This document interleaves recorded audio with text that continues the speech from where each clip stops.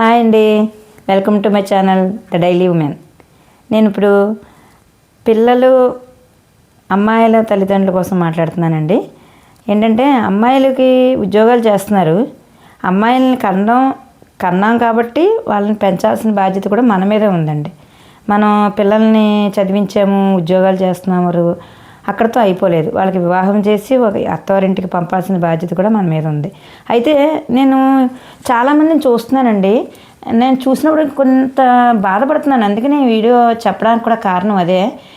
అమ్మాయిల మీద depend అయిపోకండి parents, దయచేసి. వాళ్ళకి చేసే ఉద్యోగాల వలన వాళ్ళకి వచ్చే జీతాల మీద డిపెండ్ అయిపోయి తల్లిదండ్రులు కూడా ఉన్నారండి.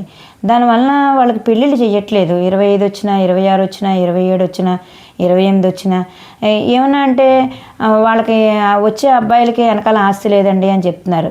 అబ్బాయికి ఉద్యోగం ఉంటే సరిపోదండి చెప్పండి. ఇద్దరు, అమ్మాయి ఉద్యోగం చేసుకుంటుంది కదా, అబ్బాయి ఉద్యోగం చేసుకుంటున్నాడు కదా, ఇద్దరు సంపాదించుకోలేరా ఫ్యూచర్లోని?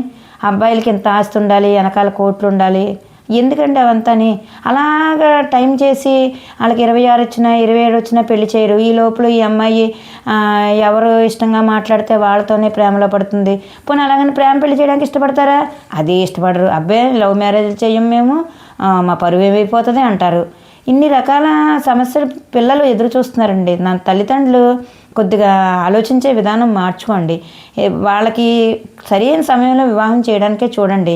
వాళ్ళకి టైంకి, ఎందుకంటే ఆడపిల్లకి ఖచ్చితంగా టైంకి వివాహం చేయాలి. ఎందుకంటే ఎవరికైనా సరే మనుషులం కదా మనం. వాళ్ళకి ఏ టైంలో చేయాల్సిన ఆ టైంలో చేస్తేనే అందమండి. ఎప్పుడో 30 ఏళ్ళు వచ్చాక, 40 ఏళ్ళు వచ్చాక పెళ్ళిళ్ళు చేయడం కాదండి. ఒక అమ్మాయిని, ఇద్దరు అమ్మాయిలన, ముగ్గురు అమ్మాయిలని, చాలామంది అమ్మాయిలను చూశాను. చివరికి ఇంకా పెళ్లి చేసుకునే వయసు కూడా దాటిపోయి పెళ్ళిళ్ళు అవ్వలేదు వాళ్ళకి.